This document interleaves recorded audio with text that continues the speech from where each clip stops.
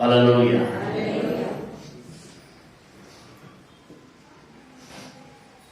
ఈరోజు పరిశుద్ధ గ్రంథంలో నుంచి కొన్ని మాటలను మనము ధ్యానం చేస్తాము. ఆ మాటల్ని మీరు జాగ్రత్తగా వినాలి. ప్రకటన గ్రంథము 21వ అధ్యాయము. ప్రకటన గ్రంథము 21వ అధ్యాయము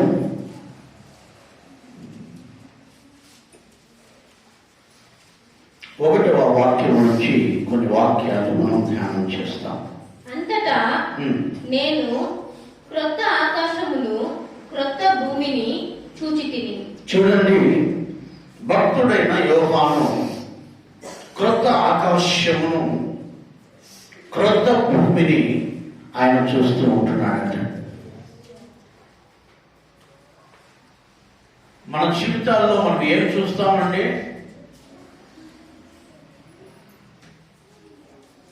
కొత్త సంవత్సరాన్ని చూస్తున్నాం. 2021వ సంవత్సరం ఎలా ఉందో 2022వ సంవత్సరం కూడా అలాగే ఉంది. చూడండి, ఏం కొత్తదైంది? ఏమన్నా కొత్తది ఉందా? నూతన సంవత్సరం అంటున్నాం. ఇట్లా నూతన సంవత్సరాలు ఎన్ని అయిపోతున్నాయి? నాకు ఒక పాస్టర్ ఉన్నాడు. ఆ పాస్టర్ ఏం చెప్తారంటే, పాస్టర్ గారు ఈ సంవత్సరం, ఈ పాత సంవత్సరంలో చేయాల్సిన పాపాలన్నీ చేసేస్తారంటే, పాపాలంటే ఏమనుకోద్దండి, తినే ఆహారాలు, మాంసము, చికెన్, మటను, ఫిష్, రొయ్యలు ఏం తినాలో అవన్నీ తినేసి రేపు 2022వ సంవత్సరానికి ఈ పాపాలన్నీ ఆపేస్తానన్నాడు. ఇవన్నీ ఏం తిన్నాను నేను 2022 కరెక్ట్గా 2022 పాపము మేము 3వ తారీఖు ఒక మీటింగ్లో కలుసుకున్నాం. నా పక్కనే కూర్చున్నాడు. మంచి పొటేలు మాంసం, మంచి నాటుకోడి కూర పెట్టారు. నా పక్కన కూర్చోమన్నాడు. నాకేసాడు. ఆయనకి ఏపోతుంటే నేను ఈ పాపాలు దీని గురించి అన్నాడు. ఈ బుద్ధుడికి చేసేదే, ఎందుకంటే నా పక్కన ఉన్నావు కదా, ఈ బుద్ధుడికి చేసేయి, మళ్ళీ నెక్స్ట్ నుంచి అన్న వద్దన్నా, లేదు ఈరోజు చేసే పక్కన నేను ఉన్నావు కదా, నా పక్కన కదా, తినన్నా, మళ్ళీ ఇంకోసారి తిన్నా, ఈసారి లాస్ట్ అంటే తినేటప్పుడు క్లాస్ అంతే. దేవునికి ఇస్తాను. నేను ఎందుకు ఈరోజు మీకు చెప్తున్నట్టే, ఏం కొత్తగా చూడడం లేదు. మనం రొటీన్ వర్క్. పొద్దున్నే లేస్తున్నాము, సూర్యుడు ఉదయిస్తున్నాడు, మన పనులు మనం చేసుకుంటున్నాము. పోయిన సంవత్సరం చేసుకున్నాం, ఈ సంవత్సరము చేసుకుంటున్నాం. ఏం కొత్తది ఏం లేదు. అయితే యోహాను భక్తుడి దగ్గరికి వస్తే ఆయన క్రొత్త దాన్ని చూస్తున్నాడు. హల్లెలూయా. దేన్ని చూస్తున్నాడు అండి? క్రొత్త ఆకాశమును క్రొత్త భూమిని చూస్తున్నాడు. మీరు బాగా గమనించాలి దేవునికి ప్రేమైన వాళ్ళరా. ఈ లోకంలో కొత్తది ఏమీ లేదు, అన్నీ పాతవే. పాతోళ్ళు పాతది ఏముండిందో అదే మళ్ళీ ఇప్పుడు వచ్చింది. ముందు నేరో ప్యాంట్ ఉన్నింది, మళ్ళీ బెల్ బాటమ్ వచ్చింది, మళ్ళీ నేరో ప్యాంటే వచ్చింది, అంటే టైట్ ఫిట్టింగ్. ఇప్పుడు ఆడవాళ్ళు ఎవరో మగవాళ్ళు ఎవరో కూడా తెలుసుకోలేని రోజులు ఇవి. ఆడవాళ్ళు ఆడవాళ్ళు వేస్తున్నారు, మగవాళ్ళు ఆడవాళ్ళు వేస్తున్నారు. నేను ఈరోజు మీకు చెప్తున్నాను, బాగా గమనించండి. కొత్తది ఏం రాలేదు, అన్ని పాతవే. మీరు కావాలంటే చూడండి. మా అమ్మగారికి వాళ్ళు, అంటే నేను చెడ్డ కట్టుకోదండి, నేను మా వాళ్ళని చూశాను. వాళ్ళు బ్లౌజ్ వేసుకునేవాళ్ళు కాదు, అంటే జాకెట్ వేసుకునేవాళ్ళు కాదు. ఇప్పుడు మళ్ళీ ఆ కాలంలో వస్తుంది. కొంతమంది చూడండి అర్థం వేసుకుంటారు, కాలు భాగం వేసుకుంటారు.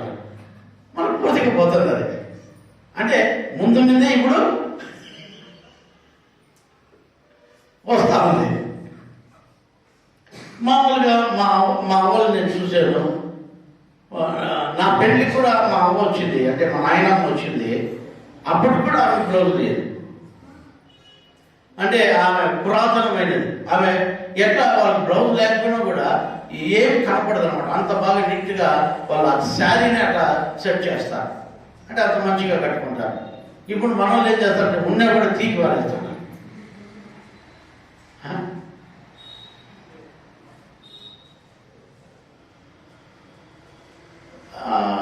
అంటే కొత్తదేం లేదు, అంత పాతవే వస్తాను నేను. ఎలిఫెంట్ బెల్ వచ్చింది, బెల్ బాటం వచ్చింది, నారో హ్యాండ్ ఉన్నది. ఇప్పుడంతా ఇంకా నిక్కర్లు వేసుకుంటున్నారు. మా తాతలు అవే వేసుకుంటానండి ముందు. మామూలుగా నిక్కర్లు అవి వీటి నుంచి అంత కూడా ఉంటాయి. ఇప్పుడు మనలో స్టైల్గా రొట్టెలు వేసుకొని తిరుగుతూ ఉంటారు. మా వాళ్ళు ఏం చేస్తారంటే నిక్కర వేసుకొని ముందు గోషపాత్ర అనుకోండి, ఇప్పుడు నిక్కర వచ్చింది. అప్పుడు నిక్కర వేసుకుని పొలాల్లో పని చేసేవాళ్ళు. ఇప్పుడు నిక్కర వేసుకుని రోడ్లు తిరుగుతాడు. ఏం కొత్తదేమి లేదు, ఏది కొత్తదేమి మనుషులు కొత్త కనిపెట్టింది ఏది లేదు, అంతా పాతవే. ముందున్నవి ఇప్పుడు వస్తున్నాయి, ఇప్పుడు వచ్చేవి మళ్ళీ వస్తాయి.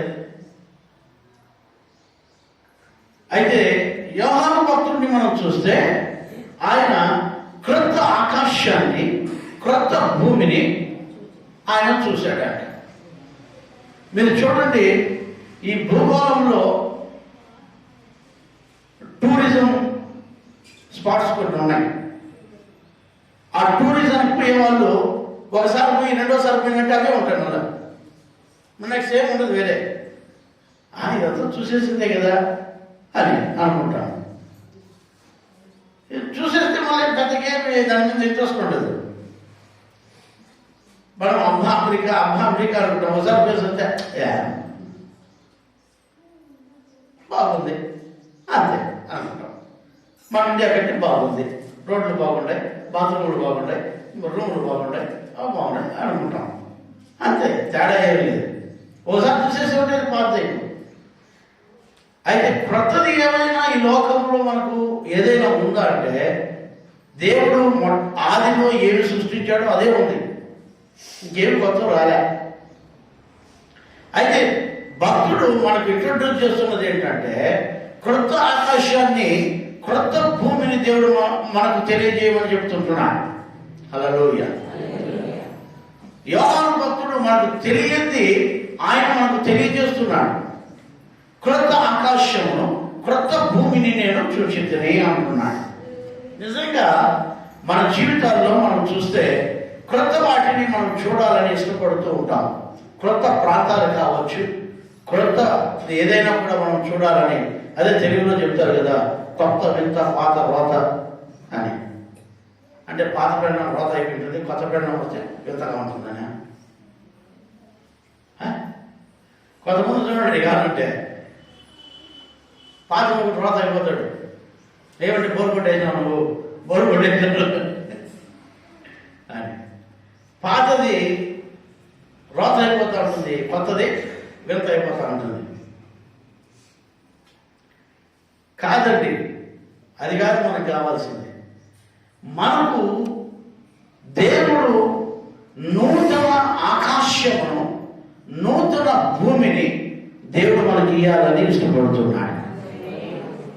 నూతన ఆకాశమును, నూతన భూమిని దేవుడు మనకి ఇవ్వాలని ఇష్టపడుతున్నాడు. నూతన సంవత్సరంలో నిజంగా దేవుడు నూతనమైనది దేవుడు మనకి ఇవ్వాలని ఆయన ఇష్టపడుతున్నాడు.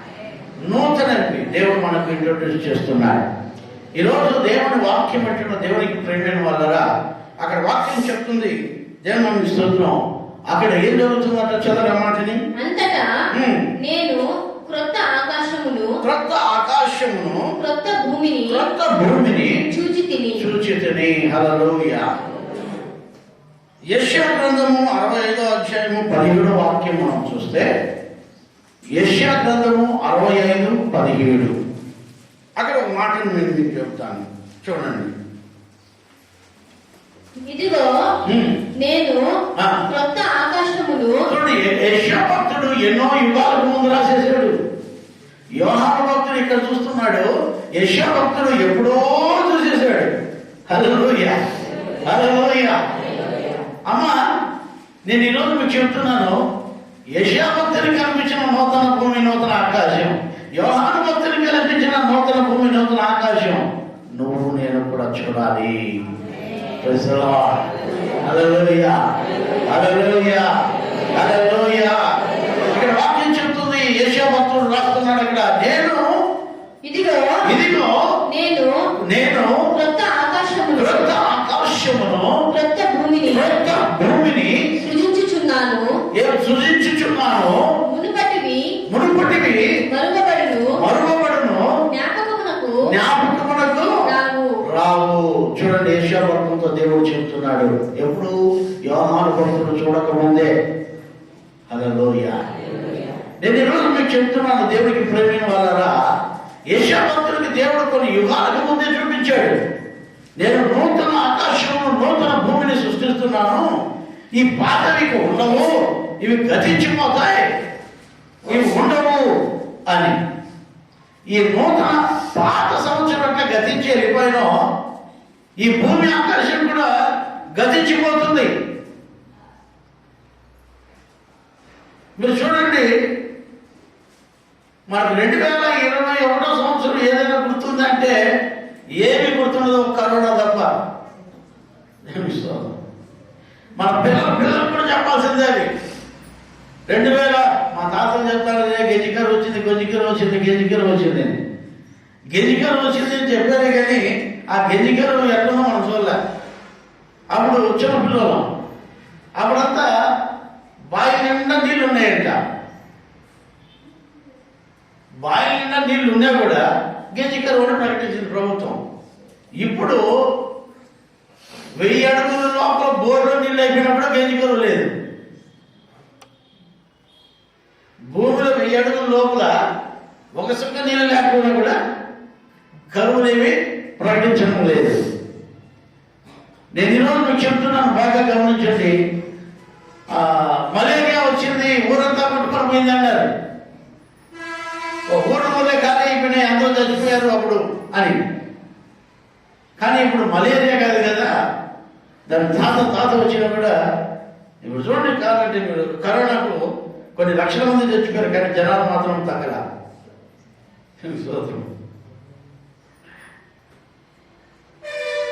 కొన్ని లక్షల మంది చచ్చిపోయారు, ఊర్లో ఏం పోలే.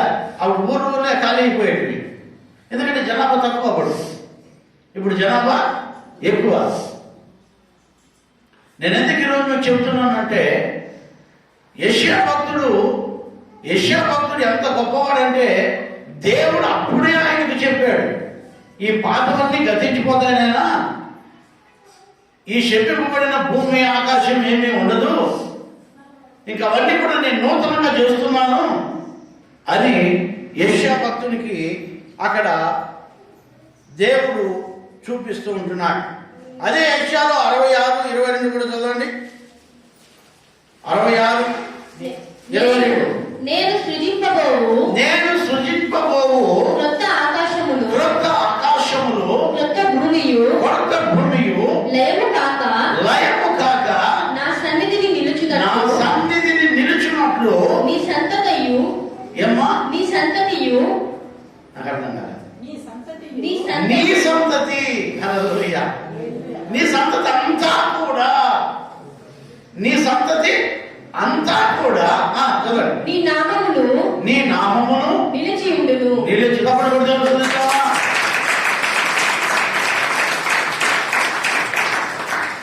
మీరు బాగా గమనించాలి, ఈ భూమి, ఈ ఆకాశం మనం చూస్తున్నామే, మన తాతల కాడి నుంచి ఇవన్నీ వెళ్ళిపోతాయట.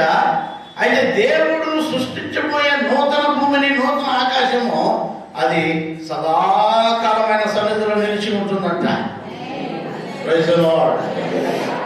అంటే దీనిలాగా దాన్ని తీయడు. ఇంకా రాబోయే, మీరు బాగా గమనించాలి, ఎందుకు నేను ఈ విషయాలు మీకు చెప్తున్నానంటే, ఈ భూమి గతించిపోతుంది, ఈ ఆకాశం అని తీసేస్తుంది, ఇవి ఉండవు. కానీ దేవుడు నీ కోసం, అంటే దేవుని బిడ్డల కోసము సదాకాలము నిలిచే భూమి ఆకాశాన్ని సృజిస్తున్నాడు. దానిలో మనం సదాకాలం ఉండాలని దేవుడు ఇష్టపడుతున్నాడు. Praise the lord. హల్లెలూయా. ఇంకా ఆ భూమి తీయబడదు, ఆకాశము తీయబడదు, మనము కూడా దాంట్లో నుంచి తీయబడము. ఈ భూమిలో ఉండే వాళ్ళు ఎంతమందిని తీసేస్తాడో తెలియదు, మనకి గ్యారెంటీ లేదు. నీ క్రియలను బట్టి, నీ ప్రవర్తనను బట్టి దేవుడు చెప్పాడు కొన్ని పరలోక రాజ్యంలో కొంతమంది ప్రవేశించారని. చెప్పండి ఎవరెవరో గట్టిగా. అబద్ధికులు, అబద్ధికులు, ధనవంతులు, వ్యభిచారులు, విగ్రహారాధికులు, దొంగలు, అబద్ధ సాక్ష్యం చెప్పేవాళ్ళు, చిల్లకితనం చేసేవాళ్ళు, పురుష సంయోగులు, మాంత్రికులు, వీళ్ళందరూ కూడా పరలోక రాజ్యంలో ప్రవేశించారు. ఆయన చెప్పాడు మొట్టమొదటిగా అబద్ధాలు చెప్పేవాళ్ళు. కొంతమంది చూడండి ఊరికైనా అబద్ధం చెప్తారు, ఊరికైనా అబద్ధం చెప్తారు. అబద్ధికులు పరలోక రాజ్యంలో ప్రవేశించరు. మాంత్రికులు, తోకపోతులు, వ్యభిచారులు, నరహంతకులు, చిల్లకితనం చేయవారు, మాంత్రికులు, వీళ్ళందరూ కూడా లిస్టులో ఉన్నారు. ఇంకెవరుంటారంటే యెహోవా యందు భయభక్తులు కలిగి క్రీస్తును వెంబడించేవారు, గొర్రెపిల్ల యొక్క జీవ గ్రంథంలో ఎవరి పేరైతే లిఖింపబడుతుందో వారిని దేవుడు ఈ నూతన ఆకాశము, నూతన భూమిలో ఎప్పుడు అది తీసివేయబడకుండా మనము సదాకాలము దానిలో ఉంటకు దేవుడు ఇష్టపడుతున్నాడు. హల్లెలూయా, హల్లెలూయా, హల్లెలూయా. ఇవన్నీ మాయమైపోతాయి, ఇవన్నీ కూడా మాయమైపోతాయి. నేను ఒక మాట మీకు చెప్తాను, గుర్తుపెట్టుకోండి. మీ నోటి మాటను బట్టి దేవుడు మీకు తీర్పు తీరుస్తాడు. మీ నోటిలో నుంచి వచ్చే ప్రతి మాటను బట్టి దేవుడు తీర్పు తీరుస్తాడు. మొట్టమొదటిగా విశ్వాసులైన మనం నోటి మాట చాలా జాగ్రత్త, ఇది విలువైనది. ఈ నోటి మాట చాలా విలువైంది. నీ నోటి మాటను బట్టే దేవుడు తీర్పు తీరుస్తాడు. కాబట్టి తన నాలుకను కాచుకున్నవాడు తనను కాపాడుకోను. తెలుగులో ఒక సామెత ఉంది, నోరు మంచిదైతే ఊరు మంచిదంట. తెలుగులో నోరు మంచిదైతే, నాలుక చిన్నదే కానీ అది ఎక్కువ అదిని కొడుతుంది. ఒక చిన్న నిప్పు పెద్ద అడవిని కాల్చేసినట్లు ఈ నాలుక ఇంత పెద్ద శరీరాన్ని నాశనం చేసేస్తుంది. మన కన్ను చెడిపోతే అయిపోయి మన శరీరం పోతుంది. మన కన్ను చిన్న చిన్న చిన్న కన్నే ఉంటుంది దేమో చూసేది. ఈ కన్ను చెడిపోయినట్టు అవయవాలన్నీ చెడిపోతాయి. వీటిని మనము జాగ్రత్తగా చూసుకోవాలి, వీటిని కాపాడుకోవాలి. మనం ఏంటిని కాపాడుకుంటామంటే కిడ్నీలు కాపాడుకుంటాము, గుండెలు కాపాడుకుంటాము, కడుపును కాపాడుకుంటాము. ఏమంటే కడుపులోకి రాకుండా, కిడ్నీలు ఫెయిల్ అయితే వాళ్ళ కష్టమని. మనం కాపాడుకోవాల్సింది ఏంటో తెలుసండి, కంటిని, నాలుకను, హృదయాన్ని మనం కాపాడుకోవాలి. మన తలంపును మనం కాపాడుకోవాలి.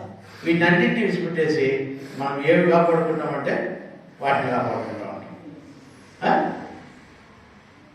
నెలకు ఒకసారి ఫుల్ చెకప్ అంటారు, 2 నెలలకు ఒకసారి ఫుల్ చెకప్. ఏమంటే హాస్పిటల్కి పోయి అన్ని టెస్టులు చేయించుకుంటారు. 2 నెలలకు 6 నెలలకు ఒకసారి ఆ హాస్పిటల్ కూడా ప్యాకేజ్ ఇస్తారు. అప్పుడు వెళ్ళిపోతారు. అప్పుడు అన్ని చెకప్ చేసి బాగుండా ఆరోగ్యంగా ఉన్నా అని తృప్తి పడతా ఉంటాం. కానీ చనిపోయేటువంటి, చాలా డ్యామేజ్ అయ్యేటువంటి, మొత్తం డ్యామేజ్ ఎక్కడ పరలోకానికి పోనీకుండా, ఈ కొత్త ఆకాశానికి, కొత్త భూములకి పోనీకుండా చేసే ఇవన్నీ చెడిపోతూ ఉంటాయి. కానీ ఆ బాహ్యపు ఈ మట్టిలో కలిసిపోయి ఈ మట్టిని కాపాడుకోవాలని మనం ప్రయత్నిస్తున్నాం. కానీ మనము ఈ మట్టిని ఈ మట్టిలోనికి ఈ ఆత్మను కూడా కలిపేసే, లేదా నరకాన్ని కలిపేసే వాటిని కాపాడుకోవాలన్న ఒక ఆలోచన మనకు రావడం లేదు. మనం వీటిని కాపాడుకోవాలి. ఆరోగ్యం ముఖ్యమే, దేవుడే చెప్పాడు. దాన్ని నేను చెడ్డని చెప్పడం లేదు. ఆరోగ్యాన్ని కూడా కాపాడుకోండి. దానికంటే ముఖ్యము ప్రాణం. ఈ ప్రాణాన్ని కాపాడుకోవాలి. ఈ కొత్త అందుకనే యెషయా భక్తుడు అంటున్నాడు, యెషయా భక్తునితో దేవుడు అంటున్నాడు, నేను సృజింపబోయే ఈ ఆకాశాన్ని, సృజింపబోయే ఈ భూమిని ఎన్నటికీ నేను తీసేయను. ఇది ఎప్పుడు నా సన్నిధిలో నిలిచి ఉంటుంది. దేవునికి స్తోత్రం. ఇది నూతన ఆకాశము, నూతన భూమి. దేవునికి ప్రేమైన వాళ్ళరా, మన జీవితంలో మనం మొట్టమొదటిగా మనము ఈ క్రొత్త సంవత్సరంలోకి మనం వచ్చాం, మంచిదే. ఈ క్రొత్త సంవత్సరంలో దేవుడు మనకు కొత్తది ఇవ్వాలని దేవుడు ఇష్టపడుతున్నాడు. ఏమది కొత్తది? ఏంటి కొత్తది? కొత్త గుడ్డలా, లేకపోతే కొత్తవి ఏంటైనా కాదు, అన్నీ పాతవే. నువ్వు ఏం చేసుకున్నా పాతదే. నువ్వు నక్లెస్ వేసుకున్నా, నువ్వు కమ్మలు, జుమ్కీలు, రోలాకులు అవేమి వేసుకున్నా, లేకపోతే నువ్వు హైహిల్స్ వేసుకున్నా, అవన్నీ పాతవే. ఏది నువ్వు డ్రెస్, ఎంత మంచి డ్రెస్ కుట్టించుకున్నా అది ఎప్పుడో మన తాతలు కాడే వేసేటారు. వాళ్ళు ఎప్పుడో వేసేసారు. దేవుని స్తోత్రం కలుగును గాక. అదే మళ్ళా వస్తూ ఉన్నాయి. మీరు చూడండి, కావాలంటే చరిత్రలో ఏది కొత్తది ఏది లేనే లేదు. అన్నీ పాతవే, అన్నీ పాతవే. అయితే కొత్తది దేవుడు మనకి ఇవ్వాలని, కొత్త ఆకాశాన్ని, కొత్త భూమిని దేవుడు మనకి ఇవ్వాలని ఇష్టపడుతున్నాడు. ఈ నూతన సంవత్సరంలో అక్కడ వాక్యం చెప్తుంది. అక్కడ ఏమంటున్నాడు? ఆ దేవుని యోహాను సువార్తలో, యోహాను సువార్త 21వ అధ్యాయం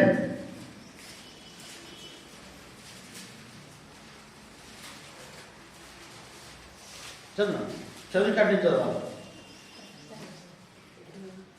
మొదటి ఆకాశమును మొదటి భూమియు గతించిపోయెను, సముద్రమును ఇకను లేదు. మరియు నేను నూతనమైన యెరూషలేము అను ఆ పరిశుద్ధ పట్టణము తన భర్త కొరకు అలంకరింపబడిన పెండ్లి కుమార్తె వలె సిద్ధపడి పరలోకమందున్న దేవుని యొద్ద నుండి దిగి వచ్చుట చూచితిని. చూడండి, ఇక్కడ రెండవది క్రొత్త దాన్ని చూస్తున్నాడు. ఒకటి క్రొత్త ఆకాశం, క్రొత్త భూమి. రెండవది భక్తుడు చూస్తున్నది ఏంటంటే క్రొత్త యెరూషలేము. ఏమంట? ఏం చూస్తున్నాడంట? రెండవది గుర్తుపెట్టుకోవాలి మీరు. రెండవది క్రొత్త యెరూషలేమును చూస్తున్నాడు. ఇప్పుడుండే యెరూషలేము దీంతో పాటు వెళ్ళిపోతుంది, ఇంకొండదు. ఎందుకంటే దేవుడు యెరూషలేమును ఎన్నుకున్నాడు. అక్కడే యేసు స్వామి అక్కడే జన్మించాడు. యెరూషలేమునే ఎన్నుకున్నాడు. ఎందుకంటే ఈ భూమికి సెంటర్ పాయింట్ అంట. అది సైంటిస్టులు చెప్పింది ఏంటంటే ఈ భూమికి అంతటికి మధ్యలో ఉన్నది ఏంటంటే అదేనంట. అది ఆసియా ఖండంలో ఉండడము మన అదృష్టం. మనం ఉండేది ఆసియా ఖండంలోనే. కాబట్టి నేను ఎందుకు మీకు చెప్తున్నానంటే దేవుని స్తోత్రం కలుగును గాక. ఈ ఇప్పుడున్న యెరూషలేము వెళ్ళిపోతుంది అని క్రొత్త యెరూషలేము దేవుడు మనకి ఇవ్వబోతున్నాడు. భక్తుడైన యోహాను చూస్తున్నాడు, ఆకాశంలో నుంచి క్రొత్త యెరూషలేమును నేను చూచితిని, అది పెళ్లి కుమార్తె వలె అలంకరింపబడినదై. పెళ్లి కుమార్తె ఎలాగ అలంకరింపబడుతుంది చెప్పండి అమ్మా? మగవాళ్ళకి తెలియదేమోలే, ఆడవాళ్ళకి బాగా తెలిసి ఉంటుంది. పెళ్లి కూతుర్ని ఎట్లా అలంకరిస్తారు?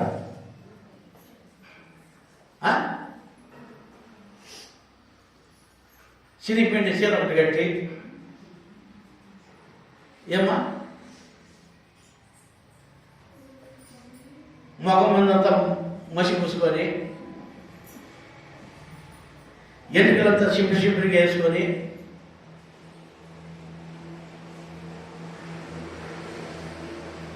అట్లా వస్తుంది పెళ్లి కూతురు. ఎట్లుంటుంది చెప్పండి అమ్మా, ఎట్లుంటుంది?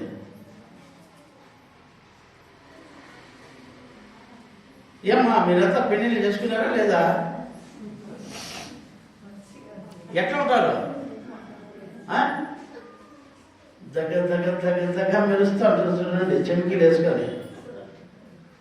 ఒకవేళ బంగారం లేకపోయినా కూడా సుధాగొండో ఉమాగొండో ఈ నుంచి ఆడికి దిగేసి ఏమిటంటే పెళ్లిగానే ఒకవేళ బంగారం లేదనుకోండి ఏం చేస్తామ్మా?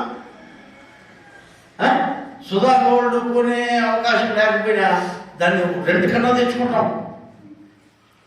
ఏం చేసుకుంటాము? దాన్ని బాడీ కన్నా తెచ్చుకుంటాం.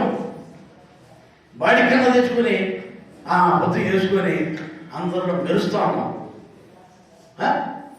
బా ఆ నక్లీసు, ఆ పెళ్లి కూతురు నక్లీసు భలే ఉంది, కమ్మలు భలే ఉన్నాయి.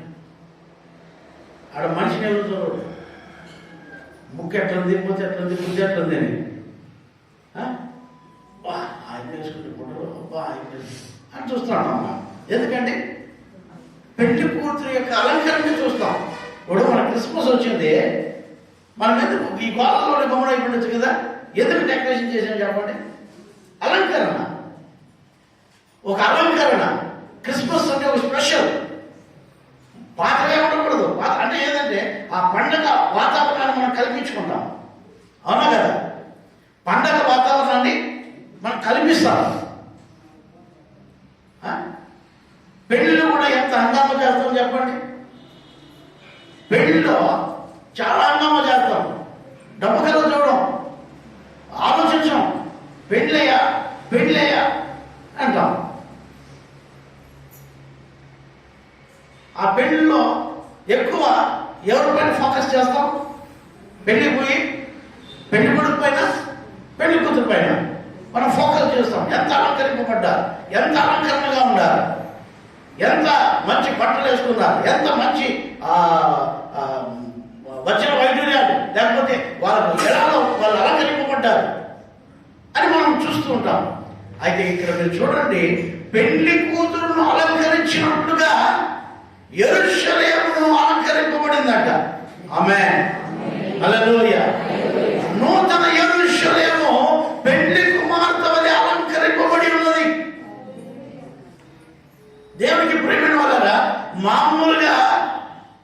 మామూలుగా తిరిగినట్లే తిరిగితే పెళ్లి కూతురు అంటారా? పెళ్లి కొడుకు అంటారా? పెళ్లి కూతురుకు ఒక స్పెషల్ ఉండాలి, పెళ్లి కొడుకు ఒక స్పెషల్ ఉండాలి. అప్పుడే మనం పెళ్లి కూతురు పెళ్లి కొడుకు అంటాం. మామూలుగా బోకులు కడిగేసి వచ్చి పెట్టి కూర్చొని బొట్టు కట్టారా? బోకులు కడిగేసి బాతకొట్లు వేసుకొని మ్యాక్సీ వేసుకొని రాత్రి కానిండే ఆ ఎంగిలంతా జల్లంతా ఇట్లా పెట్టుకొని వచ్చి పెట్టి కూర్చుంటే ఆమెను పెళ్లి కూతురు అంటామా? ఒకవేళ కాలినా తుడుచుకొని దానికి మేకప్ వేసి మనం అక్కడ కూర్చోబెట్టాం.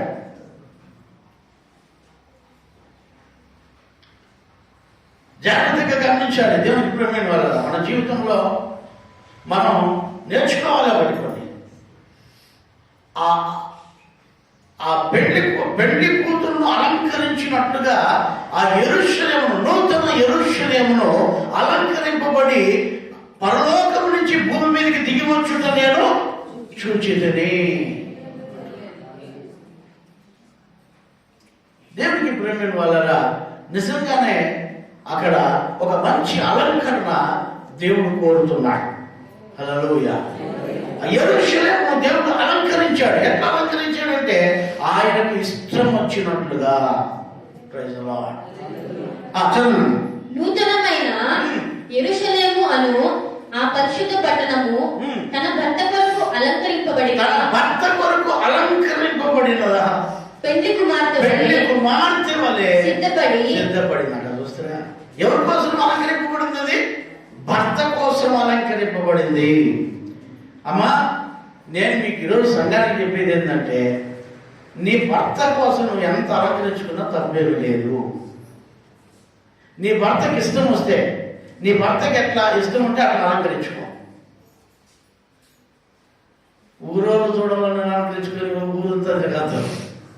కొంతమంది చూడండి, స్త్రీలు నేను చెప్తా అంటే మీరు కాదేమా, కొంతమంది వేరే వాళ్ళు ఇంట్లో ఎట్లా ఉంటారంటే, మొగుడు ఇంట్లో ఉంటాడు అనుకో, వాళ్ళు ఎట్లుంటారంటే పాచిపిల్లి బొడ్డుతో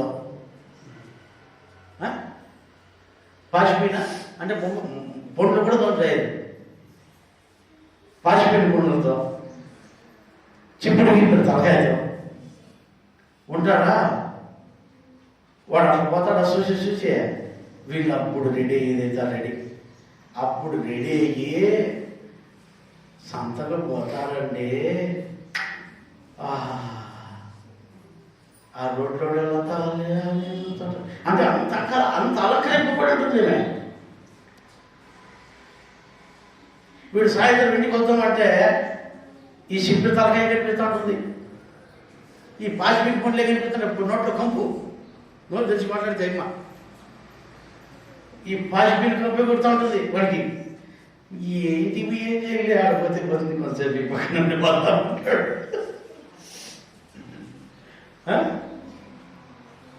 ఇంటికి ఏం చేయాలి, కొంతసేపు ఈ పక్కన ఇబ్బంది చేసుకుని పోతాను ఇంటికి. ఎందుకంటే ఈ సిప్పు దాని వచ్చే బదులు ఆ పక్కన దానికి పోయే చూసుకుంటుంటే సరిపోతుంది. ఎందుకంటే దాని ఎవరు బాగుంటుంది. మరి ఎవరు నీ అలంకరణ చూడాలి, ఎవరు నీ అలంకరణ మెచ్చుకోవాలి? నీ భర్త. భర్త దగ్గర అలంకరణగా ఉండండి. అంటే మంచిగా ఉండండి నా అర్థం. అది భర్తను ఆకర్షించేవారుగా ఉండండి, బయట పోయి ఊరును ఆకర్షించేట్టుగా ఉండద్దండి.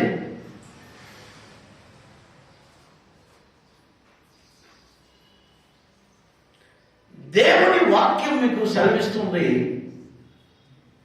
భర్త కోసం అలంకరింపబడిన యెరూషలేము యొక్క పెండ్లి కుమార్తెలాగా అలంకరింపబడిన యెరూషలేము మనం ఇక్కడ చూస్తున్నాం. హల్లెలూయా.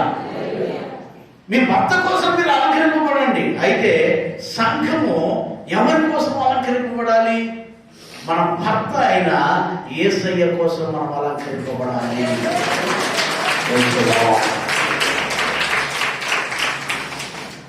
నీ భార్య కోసం నువ్వు అలంకరింపబడు, మంచిదే. నీ భర్త కోసం నువ్వు అలంకరింపబడు, మంచిదే. అయితే సంఘమంతా కలిసి మనము ఎవరి కోసం అలంకరింపబడాలి అంటే యేసయ్య కోసం మనం అలంకరణగా ఉండాలి. వాక్యం అనే అలంకరణతో మనం ఉండాలి. పరిశుద్ధత అనే అలంకరణతో మనం ఉండాలి. పరిశుద్ధమైన పట్టణం అది. ఈ పరిశుద్ధమైన అలంకరణతో మనము దేవుని కోసం మనము ఎదురు చూడాలి. దేవునికి ప్రియమైన వాళ్ళరా, దేవుని వాక్యాన్ని మీరు వినండి, దేవుని వాక్యానికి మీరు విధేయత చూపించండి. నేను ఈరోజు మీకు చెప్తున్నాను, బాగా గమనించండి. పురుషులు అలంకరించుకుంటారు, బయట స్త్రీలకు మీ అలంకరణగా చూపించాల్సి ఉంది. నీ భార్య దగ్గర నువ్వు మంచి అలంకరణతో ఉండాలి. పురుషుడు కూడా మన ఇంట్లో మనకేంది, మన ఇంట్లో కాదండి, అది తప్పది. మన ఇంట్లో ఎటువంటి ఏముంది, అది తప్పు.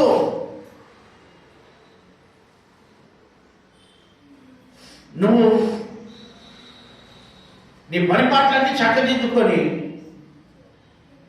నీ భర్త వచ్చే టయానికి, లేకపోతే నీ భార్య నువ్వు చూసే టయానికి నువ్వు ఒక అలంకరణతో ఉండాలి. హల్లెలూయా. నీ పని పాటలన్నీ సరిచేసుకొని నీ కుటుంబాల్లో నీకు ఏమేమి పనులు ఉన్నాయి, నీ బాధ్యతల్ని నిర్వర్తించి నీ భర్త దగ్గరికి నువ్వు చేరే టయానికి, నీ భార్య దగ్గరికి నువ్వు చేరే టయానికి ఒక మంచి అలంకరణతో నువ్వు ఉండాలి. హల్లెలూయా. ఎంతమందికి అర్థమవుతుందో నాకు తెలియలే. అర్థమైన వాళ్ళు మాత్రం ఆమె చెప్పండి.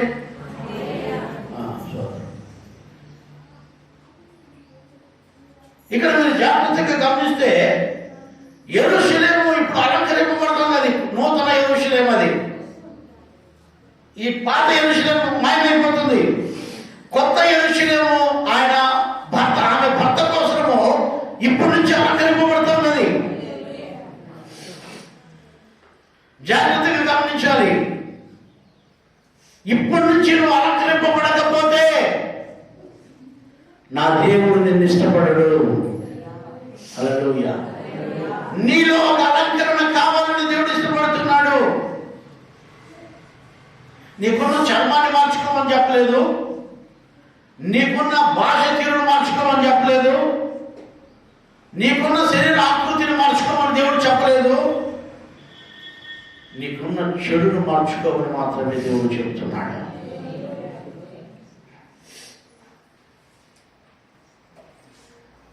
దేవునికి ఒక పరిశుద్ధమైన అలంకరణ కావాలి. ప్రియ సంఘమా, వధువు సంఘమా, మనం ఒక వధువు సంఘం. మనము భర్త కోసము అలంకరింపబడుతున్న ఒక వధువు సంఘం. అంటే ఒక భర్త కోసము, పెళ్లి రోజు కోసము ఒక స్త్రీ ఎలాగ అలంకరింపబడుతుందో అలాగ సంఘం కూడా అలంకరింపబడాలని దానికి అర్థం. మీకు అర్థమవుతుందా? పెళ్లి రోజుకి భర్త కోసము పెళ్లి కూతురు ఎలాగ అలంకరింపబడుతుందో, భార్య కోసము పెళ్లి కుమారుడు ఎలా అలంకరింపబడతాడో, పెళ్లి కుమారుడు అలంకరణ ఉంది బైబిల్లో. అలాగా సంఘము భర్త అయిన యేసయ్య కోసము మనం ఒక మంచి అలంకరణలోకి రావాలి.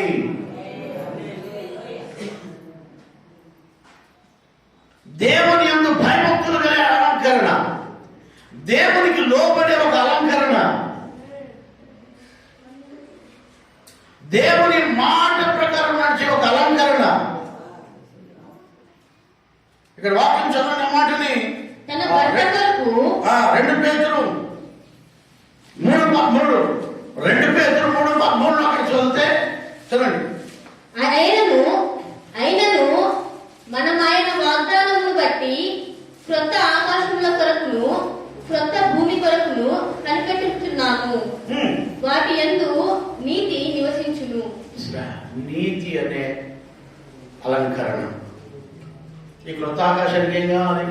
ఈ దీనికి ఏం కావాలంటే నీతి అనే ఒక అలంకరణ. ఆ నీతి కోసం కనిపెట్టుకోవాలి. నీతి మంతుడైన యేసు స్వామి. మత్తయి సువార్త 4వ అధ్యాయం, మత్తయి సువార్త 24వ అధ్యాయం 35వ వాక్యం.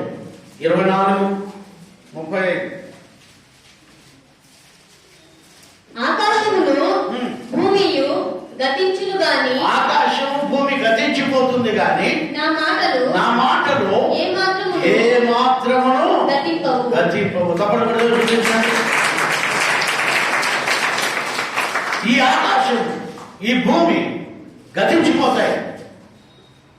అయితే దేవుడి మాటలు గతించవు. నేను చెప్పే మాటలు ఈరోజు అవి ఎప్పటికీ గతించిపోవు. అవి ఎప్పటికీ గతించిపోవు.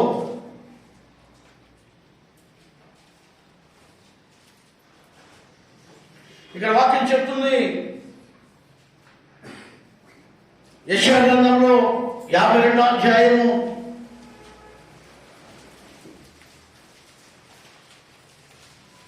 1వ వాక్యం చెప్పండి. సియోను లెమ్ము నీ బలము ధరించుకో పరిశుద్ధ పట్టణమైన యెరూషలేమా. హల్లెలూయా. అయ్యా లే నీ బలము ధరించుకో, పరిశుద్ధమైన పట్టణమైన యెరూషలేమా. నీ సుందర వస్త్రములను ఏంటమ్మా? నీ సుందర వస్త్రములను ధరించుకొనుము. ఇక మీదట ఎట్లా వస్త్రాలు ధరించుకోవాలంట? ఎట్లా వస్త్రాలు?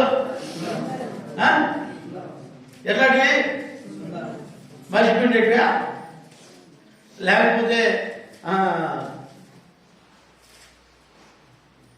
ఇంకొకటి, సుందరమైన వస్త్రములను ధరించుకొనుము.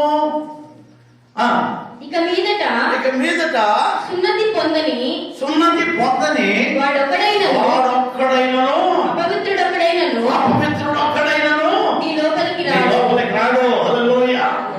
హల్లెలూయా. అంటే ఇంకా అపవిత్రత ఉండకూడదు, సున్నతి అంటే రక్షణ లేనివాడు ఉండకూడదు, రక్షణ లేని కార్యాలయంలో ఉండకూడదు, అపవిత్రమైన కార్యాలయంలో ఉండకూడదు, అభిషేకము లేనివి మనలో ఉండకూడదు.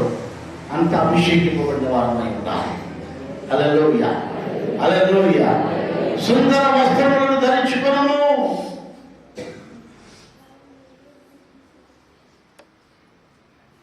దేవుని అయా బైబిల్లో కొంతమంది ఒక్క పదాన్ని పట్టుకొని లేకపోతే ఒక వచనాన్ని పట్టుకొని ఊగులాడుతూ ఉంటారు. బైబిల్ అంతా మనం, అందుకే నేను చెప్పినాను బైబిల్ బాగా చదవండి, బైబిల్ అంతా చదవండి. బైబిల్ ఎక్కువ ఎన్నిసార్లు ఎక్కువ అందరూ చదువుతారో వాళ్ళకి ప్రైజులు ఉంటాయి. ఎవరు ఎక్కువ చదువుతారో వాళ్ళకి ప్రైజులు ఈ సంవత్సరం. ప్రశ్నలు ముందే మీకు ఇచ్చేసిన, ఇంకా మీరే జవాబు, మీరే నేను చెప్పాలి జవాబు. లే యెరూషలేమా, లే సుందరమైన వస్త్రమును ధరించుకో. ఇక మీదట నీలో అపవిత్రమైన వాడు ఒక్కడు కూడా, అభిషేకం లేని వాడు ఒక్కడు కూడా నీలేకి రాడు. ఆమె మనలేకి ఏమి రాకూడదు, ఈ లోకం రాకూడదు, పాపం రాకూడదు. మనం ఎప్పుడు సుందర వస్త్రాలతో ఉండాలి. అపవిత్రమైన వస్త్రములు ధరించుకున్నవాడు దేవుడి సముఖంలో నిలబడినప్పుడు అపవిత్రమైన పెదవులు కలిగిన వాడు, దేవుడు అంటున్నాడు, ఈ అపవిత్రమైన వస్త్రము ధరించుకున్న వాడు నీ దగ్గర ఉన్నాడు కదా అంటే దేవుడు అంటున్నాడు, ఎవరక్కడ పిలిచి ఆయన పనులు అపవిత్రమైన వస్త్రములను తీసివేసి ప్రశస్తమైన వస్త్రమును ధరింపజేయుడి అని చెప్తున్నాడు. ఎందుకంటే పరలోక రాజ్యంలో అపవిత్రమైన వస్త్రములతో నిండిన వాడు ఎవడు ఉండకూడదు. పెళ్లి నిందులో పెళ్లి వస్త్రాలు లేని వాడిని తీసి, సహోదరుడా నువ్వు ఎలా వచ్చింది పెళ్లి వస్త్రము లేకుండా అంటే దేవుడు అంటున్నాడు, నేను వచ్చేసానయ్యా అంటే వీడిని తీసుకుపోయి చీకటి కొట్లో పడేయండి అంటున్నాడు. ఎందుకంటే అపవిత్రమైనవి ఏవి పరలోకంలో ప్రవేశించడానికి వీళ్ళు ఉండదు.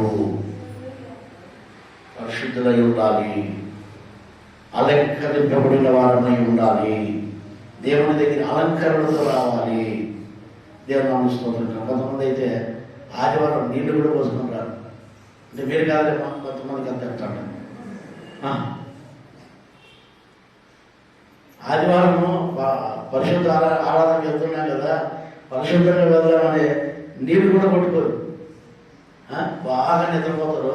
ఇంకా కరెక్ట్గా టైం అయిపోయేటప్పటికి 9కి లేస్తారు. 9కి లేచి పొందుతుంది, అది అలపడికి కుదిరికి 10 అవుతుంది. వీటికి వచ్చే కుదిరికి 11 అవుతుంది.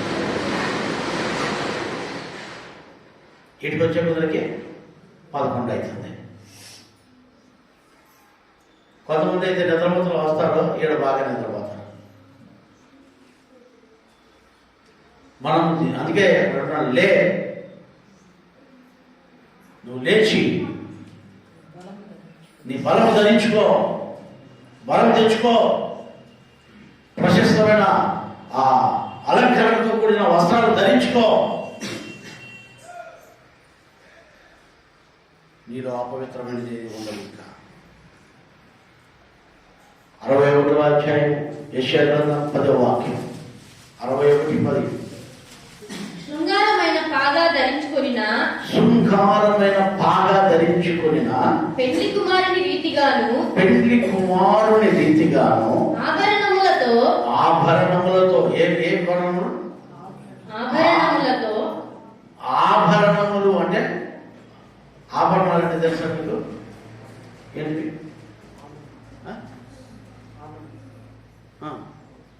నగలు తెలుగులో ఆభరణములతో అలంకరించుకునిన పెండ్లి కుమార్తె రీతిగాను. బాగా గమనించండి, బైబిల్ రాసిన ఇవన్నీ కూడా ఆభరణములతో అలంకరించుకున్న పెండ్లి కుమార్తెగాను ఆయన రక్షణ వస్త్రములను నాకు ధరింపజేసి దేవుడు స్తుతిద్దామా.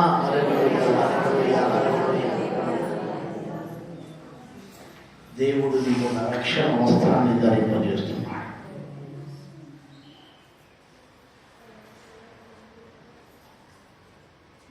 నూతనమైన అనుభవాల్లోకి మనం రావాలి.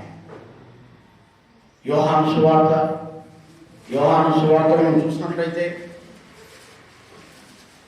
14:3 యోహాను సువార్త 14వ అధ్యాయం కూడా వాక్యం, నేను వెళ్ళి నీకు స్థలము సిద్ధపరచని ఎడల నేనుండు స్థలములో మీరును ఉండులాగున మరలా వచ్చి నా యొద్ద మా యొద్ద నుండుటకు మిమ్మును తీసుకొని పోవద్దును. తప్పని కూడా తెలుసుకుంటున్నాను.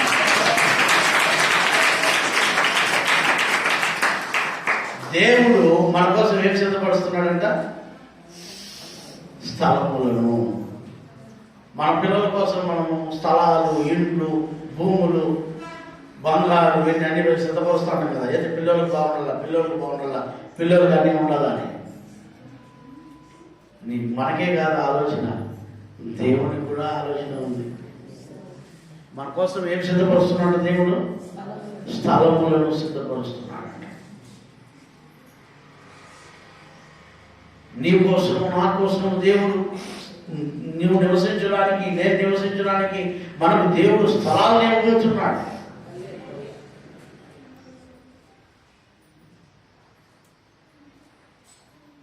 హెబ్రీ 11వ అధ్యాయం 10వ వాక్యం.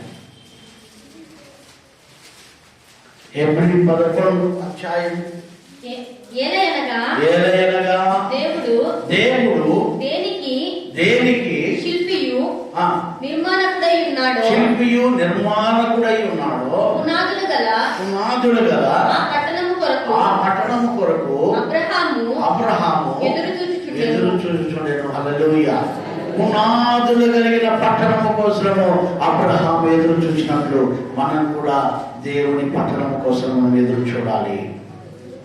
ఆ స్థలం కోసం మనం ఎదురు చూడాలి. ఆ రాజ్యం కోసం మనం ఎదురు చూడాలి.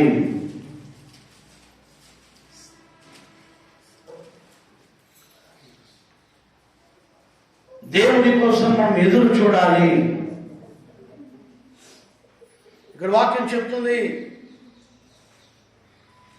అదే హెబ్రీ గ్రంథకర్త 8వ అధ్యాయం 2వ వాక్యం కూడా చదవండి ఒకసారి, అర్థమవుతుంది. మనకు అట్టి ప్రధాన యాజకుడు ఒకడున్నాడు. ఆయన పరిశుద్ధ ఆలయమునకు అనగా మనుషులు కాక ప్రభువే స్థాపించిన నిజమైన గుడారమునకు పరిచారకుడై ఉండి పరలోకమందు మహామహుని సింహాసనమునకు కుడి పార్శ్వమున ఆసీనుడాయను. హల్లెలూయా. ఆయనే ఒక ఆలయాన్ని కట్టి దానికి ప్రధాన యాజకుడుగా ఉండి, ఆయన పరిశుద్ధుడుగా ఉండి దేవుని కుడి పార్శ్వమున కూర్చున్న దేవాది దేవుడు. జకరియా గ్రంథంలో 2వ అధ్యాయం 10వ వాక్యం. జకరియా 2:10.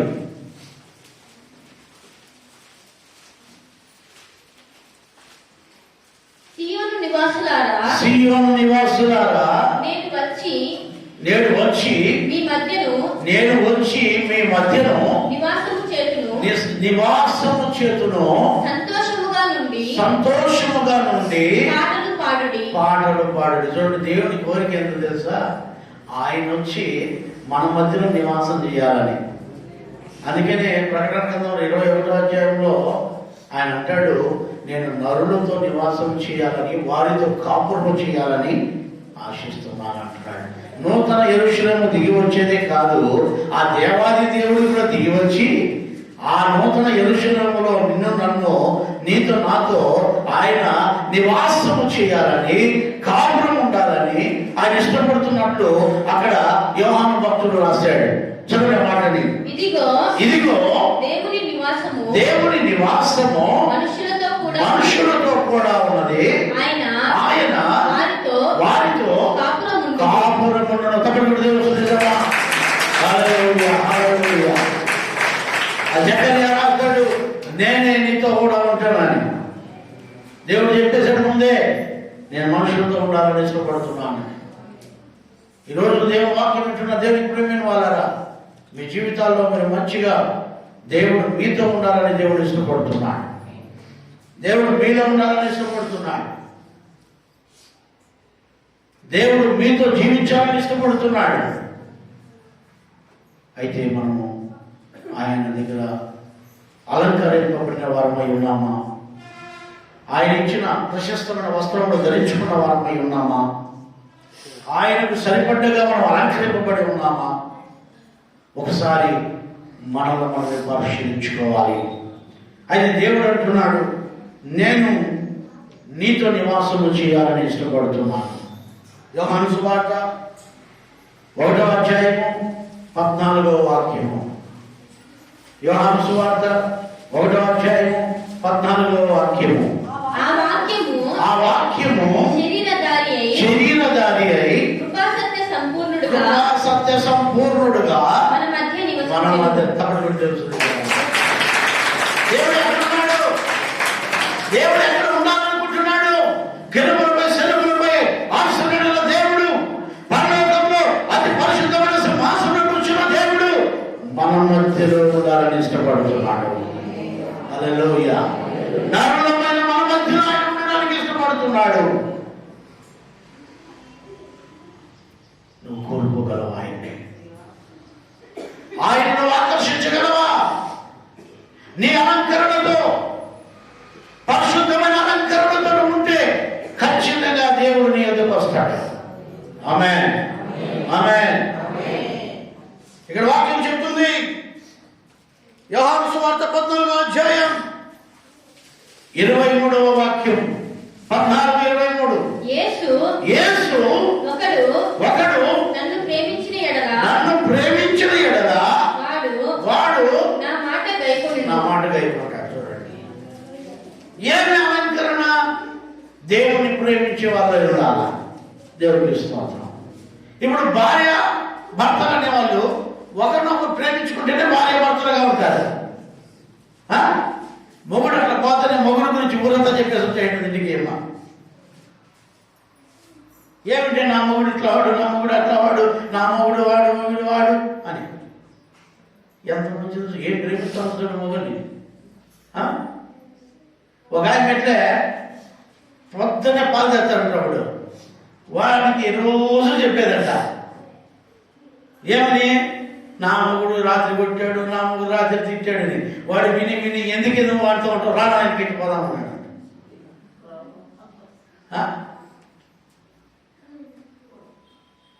ఏం ప్రయోజనం చెప్పండి? దేవుని మాట ప్రేమించినట్లయితే, ఆయన మాటను గైకొన్నట్లయితే దేవుడు నిన్ను ప్రేమిస్తాడు. చదవండి మాటని. ఒకడు నన్ను ప్రేమించిన ఎడల, మనం దేవుని ప్రేమించే వారమై ఉండాలి. దేవుడు ఒకడు నన్ను ప్రేమించిన ఎడల వాడు నా మాటను గైకొనును. అప్పుడు నా తండ్రి వానిని ప్రేమిస్తాడు. హల్లెలూయా. దేవుని ప్రేమించే వారుగా మనం ఉండాలి. హల్లెలూయా. దేవుని ప్రేమించు. నువ్వు భార్యను ఎట్లా ప్రేమిస్తున్నావు, భర్తను ఎట్లా ప్రేమిస్తున్నావు, నీ తల్లిదండ్రులను ఎట్లా ప్రేమిస్తున్నావు, నీ బిడ్డలను ఎట్లా ప్రేమిస్తున్నావు, దేవుని అట్లా ప్రేమించి ఆయన మాటను గైకొన్నట్లయితే తండ్రి నిన్ను ప్రేమిస్తాడు. Praise the lord. హల్లెలూయా. మన బిడ్డలను మనం ప్రేమిస్తామా లేదా? ప్రేమిస్తాం ఖచ్చితంగా. ఎందుకంటే అట్లా ప్రేమించకపోతే వాళ్ళకి అన్నం కూడా పెట్టము, గుడ్డలు తీసేము, వాళ్ళకు స్కూల్కి పంపాము, వాళ్ళ కాలేజీకి ఫీజులు కట్టము. మనం ప్రేమిస్తున్నాం కాబట్టి అది చేస్తున్నాం. అవునా కదా? అయితే నువ్వు నిజంగా ప్రేమించావంటే దేవుడు నిన్ను ప్రేమిస్తాడంట. హల్లెలూయా. ఆయన మాట నువ్వు గైకొంటే దేవుడు నిన్ను ప్రేమిస్తాడు అంటున్నాడు. అక్కడ వాక్యం చెప్తుంది, 1 కొరింథీయులకు రాసిన పత్రిక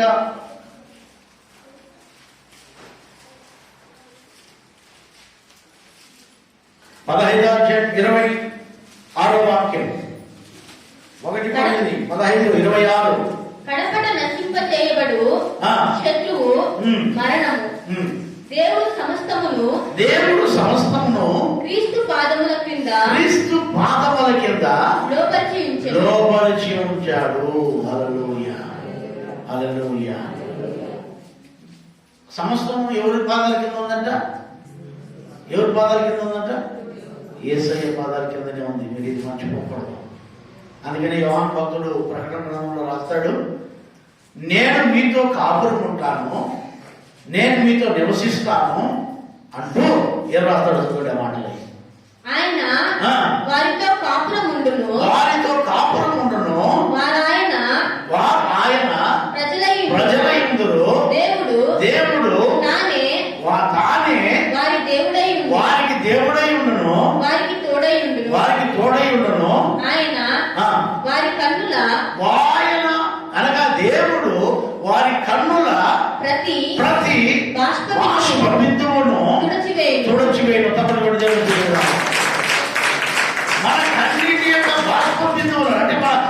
మన బాష్ప బిందువును, ప్రతి బాష్ప బిందువును ఆయనే తుడుస్తాడట.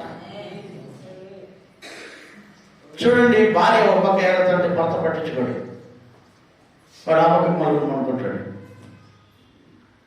భర్త బాధపడుతుంటే ఆమె ఏం చేస్తుందంటే మునగా అంటాడు. ఎందుకు? ప్రేమ లేదు రోజు. అయితే దేవుడు అంట నీతో కాపురం ఉండడమే కాదు, నీతో నివాసం ఉండడమే కాదు, నీ కన్నీటిని తుడిచేదానికి ఆయన నీతో ఉన్నాడు. హల్లెలూయా, హల్లెలూయా. ఎందుకంటే సమస్తమును ఆయన పాదముల కింద ఉంది. ఇంక ఏది నీ కన్నీరు వచ్చేది ఆయన రిలీజ్ చేయడం, ఎందుకంటే అన్ని కాళ్ళ కింద మీద తాళం పెట్టుకో అంటాడు. నేను చాలా చిన్నగా ఉన్నాను, ఎండాకాలం అది. మా ఇంట్లో కాంపౌండ్లో మేము ఏం చేసామంటే బయట ఇంటి ముందర బయట వరుసగా అందరం కొనుక్కున్నాం. నేను చిన్నప్పుడు, చాలా చిన్నప్పుడు, అప్పుడు మేము తురకపల్లిలో ఉన్నాము, కాపురము. చాలా పెద్ద కాంపౌండ్ అది మాది. వెనకాల ఎంత స్థలం ఉంటుందో ముందర అంత స్థలం ఉంటుంది, మధ్యలో ఇల్లు ఉంటుంది. మాకు ఆవులు ఉండేటివి, ఒకటి తెల్లావు, ఒకటి పొల్లావు. వాటి పేరు కూడా అంతే, తెల్లావు పొల్లావు. ఒకటి పెద్దది, ఒకటి చిన్నది. 2 ఆవులు మాకు ఉండేటివి. అవి ఒకటి పెద్ద ఆవు ఉండేది. అదేం చేసిందంటే మేము ఆ ఎండాకాలం చలికి, ఆ వేడికి బయట పడుకుంటే కరెక్ట్గా ఆ ఆవును మేము కట్టేవి. ఏ ఆవును కట్టేవి. అవేం చేస్తాయంటే దాహం వేస్తే మమ్మల్ని దాటుకొని పోయి తగలకుండా అవి నీళ్లు తాగి మళ్ళీ వచ్చి మా పక్కనే పడుకుంటాయి. అట్లా అలవాటు చేసాం వాటికి. నేను ఆ ఆవు పక్కనే పడుకున్నాను. నేను అందరూ వరుసగా పడుకున్నా, నేను ఆవు పక్కనే పడుకున్నాను. చిన్న అర్ధరాత్రుల్లో ఎప్పుడో ఏం జరిగిందో తెలియదు, కానీ ఒక పెద్ద పాము, నాగుపాము నా పడకలేకి నా మీదకి వస్తాను. వస్తూ ఉంటే ఆ ఆవు చూసి కరెక్ట్గా పడుకోండి ఆ ఆవు గబామనెత్తి దాని మెడపైన ఆ కాలేసింది. అది నా పడకలేకి రాకుండా. ఎప్పుడైతే ఈ ఆవు కాలు ఆ పాము పైన పడిందో అది తిరిగి ఆ కాలుకు చాలాసార్లు కలిసింది, కానీ ఆ కాలు మాత్రం ఎత్తరాది. ఎందుకంటే ఎత్తితే అది నా పడకలేకి వచ్చి నన్ను కలుస్తుంది, దానికి తెలుసు. అది ప్రొద్దున్నే లేచాము, ఆవు నోట్లంతా పురుగు వచ్చేసింది, ఆవు చనిపోయింది. ఎందుకు చనిపోయింది అని అందరూ మా వాళ్ళంతా చూస్తున్నారు. దాని కాలు కింద పెద్ద నాగుపాము అట్లే అదికి పట్టి దాన్ని చంపేసింది. ఆ పామును చంపేసింది, ఆ విషయానికి ఈ ఆవు కూడా చనిపోయింది. ఈరోజు నేను మీ మధ్యలో ఇక్కడ వాక్యం చెబుతున్నానంటే దేవుడు ఆ యావును నాకు పెట్టి ఆ విషపుల్లో నుంచి నన్ను బతికించి సాతానుడు ఎన్నో రీతిలో చంపాలని నన్ను ప్రయత్నించాడు. కానీ దేవుడు వాటిలన్నిటి నుంచి తప్పిస్తూ వచ్చాడు. యావు చనిపోయినా కూడా నా కోసం అది ప్రాణం పెట్టింది. ఎన్నిసార్లు దానికి కాటేసినా కూడా ఆ కాట్లు బాగా కనిపిస్తున్నాయి కాలు పైన, తెల్లవు కాబట్టి ఆ రక్తమంతా అక్కడ వచ్చి ఆ కాటు వేసిన దానంతా 2 చోట్ల రక్తాలు వచ్చేసి చాలాసార్లు గడిచినా కూడా ఆ కాలు ఎత్తకుండా దాన్ని కాపాడింది. అది చనిపోయింది చివరికి అట్లే, కాలు మాత్రం దానిపైన అట్లే ఉంది. దేవునికి ప్రేమ అన్నాడు. ఒకసారి నేను చేడుగాడికి పోయి కాళ్ళ చెట్టు కింద పడుకున్నాను. ఒక పెద్ద కొండ చిలువ, మంచిగా నిద్రపోయాను. కొండ చిలువ నా చుట్టూ తిరిగింది. తిరిగి చూస్తే చాలా పెద్ద కొండ చిలువ. అది మింగేసినా కూడా ఏం పెద్ద సమస్య ఏం కాదు. నేను దానికి సన్నగున్నాను. నేను అప్పుడు అది ఊరికి అట్లా నీళ్లు మనం పుట్టగా మింగినట్టు మింగేసింది అది నన్ను. దేవుడు దాంట్లో కూడా మోయించాడు. ఎందుకంటే దేవుని పని చేయడానికి దేవుడు నా పట్ల ప్రణాళిక కలిగి ఉన్నాడు కనుక. హల్లెలూయా. ఈరోజు దేవుని వాక్యం వింటున్న దేవునికి ప్రేమిన వాళ్ళగా మన జీవితంలో ఆయన పాదముల కింద అన్ని పెట్టుకున్నాడండి, మనకి ఏమీ రాకుండా. అందుకనే ఆ కొరింథీయులకు రాసిన పత్రికలో మనం చదివాం, సమస్తం ఆయన పాదముల కింద ఉన్నాయి. నీకేం కావాలన్నా ఆయన పాదాల కిందనే ఉన్నాయి. ఆయన నీకేం కావాలో ఇస్తాడు. అయితే ఏమి ఇవ్వకూడదు ఆయన పాదాల కింద పెట్టుకుంటాడు. దేవునికి ప్రేమైన వాళ్ళగా అక్కడ వాక్యం చెప్తుంది. యెషయా గ్రంథం 35వ అధ్యాయం 9వ వాక్యం. యెషయా గ్రంథం 35వ అధ్యాయం. అక్కడ సింహం ఉండదు, అక్కడ సింహం ఉండదు, క్రూర జంతువులు అక్కడ నాగం ఉండదు, అక్కడ కొడచిలో ఉండదు, అక్కడ క్రూరముగా ఏవి ఉండవు, మనకు హాని చేసేటివి ఏవి ఉండవు. ఎందుకంటే మన ప్రతి కన్నీటి పొట్టును, ప్రతి బాష్ప బిందువును ఆయన తుడచడానికి మనతో ఉంటాడు కాబట్టి. హల్లెలూయా, హల్లెలూయా. అక్కడ ఏమేమి ఉండమంట? సింహం ఉండదు, క్రూర జంతువులు ఉండవు, దాని ఎక్కవు, అవి అక్కడ కనబడవు, విమోచింపబడిన వారే అక్కడ నడుచుదురు, అక్కడ నడుస్తారు. మనం విమోచింపబడాలి ఈ లోకం నుంచి. మనం అక్కడ ఉంటాం. ఎక్కడ? ఆయన పరిశుద్ధమైన పట్టణంలో, కొత్త ఆకాశంలో, కొత్త భూమిలో మనం ఉండబోతున్నాము. అక్కడ ఏమేమి ఉండమంట? ఇంకేమీ ఉండవు చెడు నీకు చేసేటివి. ఆయనే నీతో తోడు ఉంటాడు, ఆయనే నీకు నీతో కాపురం ఉంటాడు, ఆయనే నీకు దేవుడై ఉంటాడు, ఆయన నీకు తోడై ఉంటాడు, నీ కన్నీటిని తుడుస్తాడు. ఇంకేది నీకు ఏది శాపగ్రస్తమైన ఏది నీ మీదకి రాకుండా ఆయన కాపాడుతాడు. అదే యెషయా గ్రంథము 51వ అధ్యాయం 11వ వాక్యం చదివి ముగిద్దాం. 51:11. యెహోవా విమోచించిన వారు సంగీత నాదముతో సియోనుకు తిరిగి వస్తారు. నిత్య సంతోషము వారి కళ్ళ మీద ఉండును. చూస్తారా? నిత్య సంతోషం ఉంటుంది కానీ ఇంకా కన్నీరు ఉండదు. నిత్య సంతోషము, ఆనందము. ప్రార్థన చేసుకున్నాము. ఇటువంటి సంతోషం, ఇటువంటి ఆనందం దేవుడిని కనుక